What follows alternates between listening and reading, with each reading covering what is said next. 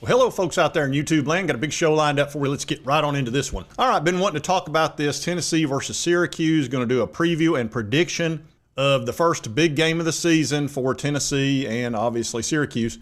And both these teams won 10 games in the regular season last year, so both are quality teams. But you're going to see the handicappers have Tennessee with a pretty heavy favorite. All right, so they're going to play at noon on ABC on the 30th. As you can see, Tennessee is favored by 14.5 points. That's a pretty good spread. Now, I can tell you there are 3 reasons why that spread is so wide, and this is at a neutral site, so it's not a home game situation where you're at Neyland, and that had something to do with it. It's not. The 3 reasons that they've got it this way are, number one, defense. Tennessee's defense was ranked 6th last year, and I'll show you that stat, and then I'll show you where Syracuse was ranked. Also, the quarterback situation at both places are very questionable, and that hurts Syracuse more than it does Tennessee, believe it or not. Also, the blue chip ratio. There's a big disparity between the two teams when it comes to talent. Now, it does not mean that Syracuse can't win this game. They've got an excellent coach in Fran Brown. Tennessee has a great coach, obviously, in Josh Heupel. But both teams are bringing in a new quarterback, and anything can happen when you do that. Now, let's start out talking about quarterback. Syracuse is going to be choosing between Angeli and Ricky Collins. Angeli came from Notre Dame. He's been playing college football for a long time, hasn't played a ton, but what little bit he has been pretty good. Ricky Collins is out of LSU. He is a dual threat, and he has been at Syracuse since the spring, whereas Angeli just came on board.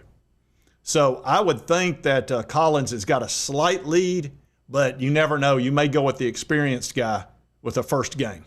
Now, if I was Syracuse, I would lean towards the dual threat because Tennessee's defensive line and edge rushers are going to be all over the quarterback. And I would want a guy that can run because all teams, Tennessee is no exception, struggle with a guy that can really run, and you're going to need that. If you've got a stationary quarterback, he's probably going to get hammered. So that's what I would go with Collins personally. But Fran Brown's a good coach. He'll make his decision. But when you see what they had last year, the reason they won 10 games, it was not their defense. It was a great quarterback with some really good wide receivers. As you can see right here, Kyle McCord was second in yardage with 4,714. He averaged 362 yards a game, which is absolutely beautiful. Only Jackson Dart had more yardage, and Cam Ward was third. So Kyle McCord, who was a former 5-star, played at Ohio State, never quite lived up to the billing there, killed it at Syracuse. You know, the competition was not as quite as high in the ACC versus the Big Ten. That probably had something to do with it. Might have been a lot of pressure too. I mean, there's a lot of pressure at Ohio State to play at super high level. At Syracuse, maybe not so much. Anyway, that is the quarterback they've got to replace, which is going to be incredibly difficult. Tennessee has to replace their quarterback, but I'm going to show you where Nico Iamaleava ranked. And unfortunately for Nico, I've got to do something here that no player likes. I've got to hit load more and go to the second page. And as you can see here, he was number 63 in the country. He averaged 228 yards. So really not that close. So there'll probably be a more significant drop, certainly at Syracuse at quarterback, whereas Tennessee, we might be looking at a similar level of play that we had last year with Joey Aguilar. If you throw for 228 yards, throw 19 touchdowns and 5 interceptions, you basically match Nico because he didn't run very much last year, if you'll remember. So while I'm not giving Tennessee an advantage at quarterback, I do think the drop that Syracuse is going to feel is going to be significantly more than Tennessee. Now we're going to talk about the defense. There is a big, big difference. Total defense last year, Tennessee finished 6th, which is really terrific. I'm going to show you where Syracuse ranked last year. Obviously, defense was not their cup of tea. And, of course, the dreaded load more. And they finished 78th. And they gave up 377 yards a game. That's not very good. The one thing that people feel pretty good about when it comes to Tennessee going into this year, that their defense is probably going to be as good as last year. I don't know if it'll be any better, but I don't think it's going to be any worse. So big advantage to Tennessee on the defensive line. Our front seven is as good as anybody in the country. So that's part of the 14.5 points right there. Now let's take a look at offense. Now last year, Syracuse offense was obviously really good with Kyle McCord just going crazy in there, throwing all those touchdowns and yards. They finished 7th in the country. Tennessee finished 15th. So there's not a big difference there. And I would say the offenses will be somewhat similar. Now I'm going to take a look at Syracuse's schedule last year, because this year they've got a pretty tough schedule. Last year it really wasn't. It was okay. You know, they started out, they played Ohio, and then they did beat Georgia Tech by 3. That was a good win. Stanford beat them. That's a concern. When you lose to Stanford, that's not a good sign. My disappointment is immeasurable, and my day is ruined. And that was with Kyle McCord. That's where that poor defense gets you in trouble. They whooped up on Holy Cross, and they did beat UNLV, which is a decent team in overtime. They beat NC State. That's the only team that we played last year that they played, and we handled NC State no problem. They did beat them by a touchdown, and that was at North Carolina, Raleigh, so that's a good win. Pittsburgh beat the snot out of them. Then they beat Virginia Tech in overtime.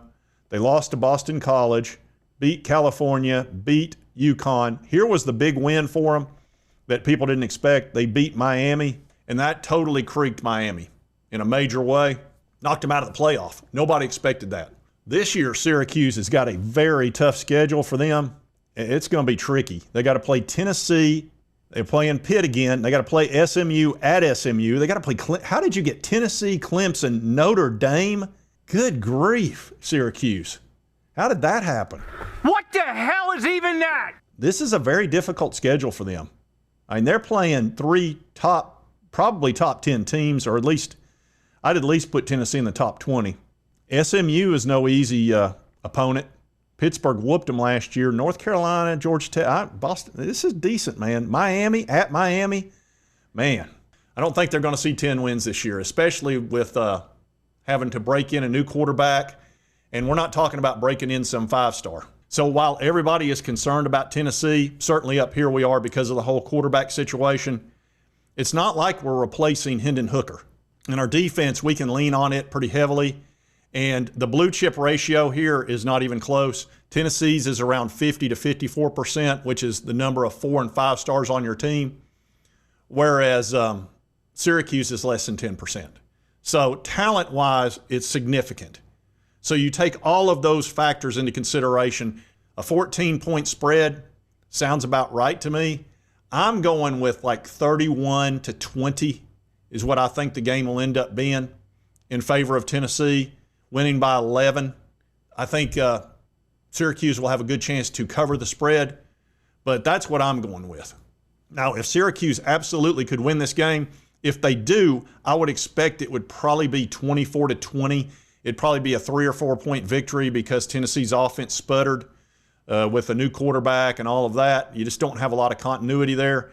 Now, I do think Tennessee will lean heavily on their run game, and I think they will be able to run. We've got a very nice offensive line, solid running backs, and the way Josh Heupel spreads that offense out, that forces the defense to spread out, and we'll have a lot of big gaping holes and probably run for 150 to 200 yards on the ground. And that makes a big difference. And Aguilar is pretty accurate, and he doesn't care to get rid of the ball quickly. If he does that, look, you're going to throw for some yards with a Josh Heupel offense. You just are. He spreads everything out so much. You've got a lot of easy passes. So I would expect he'll throw for 250, somewhere in that neighborhood. And Tennessee will, they'll score 30, 31 points, somewhere in that neighborhood. So that's the way I got it playing out. Now, Syracuse is a good club and a well-coached team, so don't think this is going to be an easy win. You walk over, but you're limping back. It could go the other way, but right now I've got it 31 to 20, somewhere in that neighborhood. Anyway, that's my preview and prediction of Syracuse. We only got to wait a few more weeks, and that game's at noon. Not a big fan of noon games, but it is at a neutral site, so it should make it pretty entertaining for both fan bases. And if you like this content, be sure to hit that like button. Let's me know continue to cover all these big college sports stories. If you've not subscribed, boom, boom, boom, hit that button right there. It won't cost you a dime. Help you get my videos. And right over here is the most recent video. YouTube thinks you'll enjoy. We'll see you next time on Sports Talk Jay. Well, Lottie frickin' da!